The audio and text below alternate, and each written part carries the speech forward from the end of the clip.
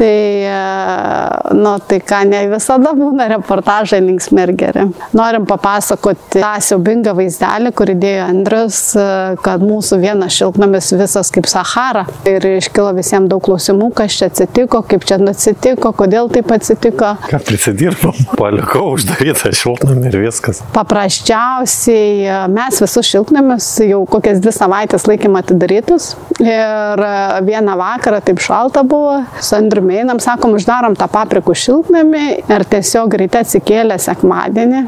Aš mačiau, kad tas šiltnamis uždarytas, mes iš ryto atsikėlę dar pasilaistėm ir mes susiruošėm į tą turgų. Andrius manęs klausė, ar užsukai tą vandenį, aš sakau, neužsukau ir aš pagalvojau, kad jis atidarys tą šiltnamį. Tai vienu žodžiu, ūkiai yra tokia situacija. Jeigu matai, niekada negalvo, kad kažkas pagalvos, tai tiesiog eini ir padarai. Įvyko tokia situacija, mes išvažiavom į Vilnių į turgų prekiauti iš ryto, pamiršom atidaryti šonus, kad vėdintųsi visas šiltnamis. Ir ką mes, nežinau, po mėnesio laiko pirmą kartą susigalvojom pasidaryti išeiginę, po turgus nuvažiavom į Birštoną, smagiai pasivaikščiom, paklėgėjom su vaikais ir kitą tik tai rytą mes pamatėm, kad visas šiltnamis nudegęs. Dabar aš taip linksmai pasakoju, ne, čia viskas taip linksmai, biškį ašarų buvo man už galvos to susėjimo ir to streso iš tikrųjų, nes iš tikrųjų tai yra įdėta daug darbo. Paprikų daigai, baklažanų daigai, kas daro daržą, žino, kad jie yra mylėti ir puoselėti nuo vasario mėnesio.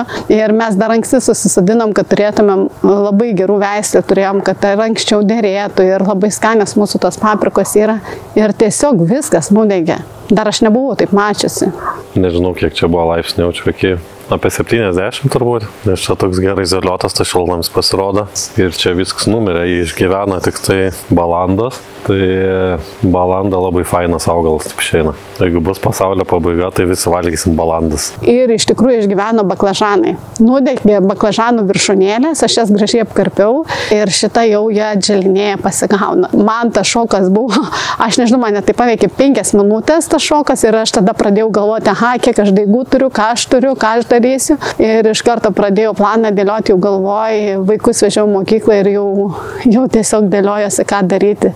Dar turėjom nemažai paprikų, papriką sunešėm, salotą sunešėm ir mėginam maksimaliai atsodinti visą tą šiltnamį. Visi draugiškai susikibom ir dirbom ir baigiam tą šiltnamį atsodinti. Reikia priimti kažkokius sprendimus, tai įstatėm ventiliatorių, kurį jau turėjom prieš metus, bet aišku nieko nespėjai, tai kai nespėjai, tai ir prisidirbi paskui. Tai man stovi ventiliatorius, bet aišku dar nepajungs. Tai tas ventiliatorius kažkaip mes pamatavom apie 10 laipsnių nuėjom, kai įsijungia.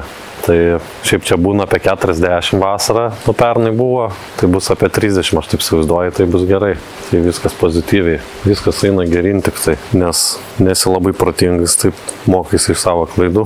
Tai vienu žodžiu, šią žiemą maksimaliai eisim daryti taip, kad baigti savo automatizaciją tų šiltnamių, kad nereikėtų su rankom atidaryti nei šonų, nei ventiliatorių, kad tai būtų viskas valdoma nuo valdymo skydo. Nieka čia baisaus nebuvo, biškių nuostoliai ir viskas, tai čia pas visus pasitaiko. Ūkis yra gyvas organizmas. Kitą kartą būna žmonėm nuo ligų eina derlius. Šis pavasaris tai iš viso yra baisinis, nes visiems žmonėm braškės nušala, jie planavo savo pajamas ar neturi pajamų, trešnės nušalo, vaisiai, obuoliai. Tai tiesiog dažnai ūkyje reikia dalintis su gamta viso. Ir ūkininkui kartais tai būna labai skaudu.